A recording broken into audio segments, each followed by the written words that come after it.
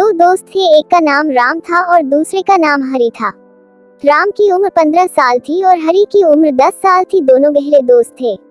एक दिन वो दोनों खेल रहे थे और खेलते खेलते वो गांव से दूर जंगल में जा पहुंचे।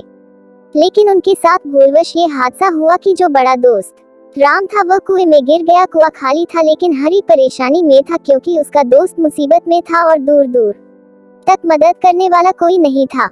वो बहुत चिल्लाया और मदद की गुहार लगाई मगर उसकी कोशिश नाकाम रही।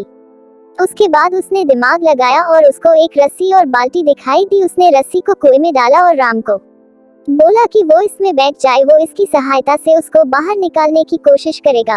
अब हरि अपनी पूरी ताकत से उसको खींचने लगा। बार बार विफल हो रहा था लेकिन उसने हार नहीं मानी और अंततः उसने कुएं से उसको बाहर निकाल लिया। दोनों बहुत खुश थे। जब वो गांव में आए और लोगों को इस घटना के बारे में बताया तो किसी ने भी उनकी इस बात पर विश्वास नहीं किया क्योंकि लोग ये मानते थे कि एक बच्चा खुद से 5 साल बड़े बच्चे को कैसे खींच सकता है। किसी को भरोसा नहीं हुआ। थोड़ी देर में एक बुजुर्ग वहां आए। उन्होंने कहा कि क्या हुआ, ये बच्चे सच ही तो बोल रहे हैं। फिर वो बोले कि बात ये नहीं कि ये सच बोल रहे हैं या झूठ, बात सिर्फ इतनी सी है कि ये बच्चा ये सब कैसे कर पाया, इसके अंदर इतनी ताकत कहाँ से आई।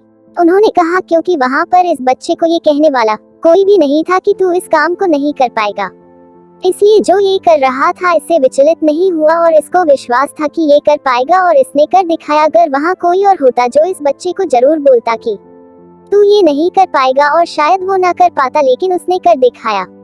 बस यही मर्म है कहानी का। लोग आपको गिराएंगे, नीचा दिखाएंगे, आपको कमतर आंकेंगे, लेकिन आपको लोगों की बातों को नजरअंदाज करना है। मुझे उम्मीद है कि आप सभी को ये कहानी अच्छी लगी होगी। कहानी को पढ़ने के लिए एवं आपका कीमती टाइम देने के लिए दिल से शुक्रिया।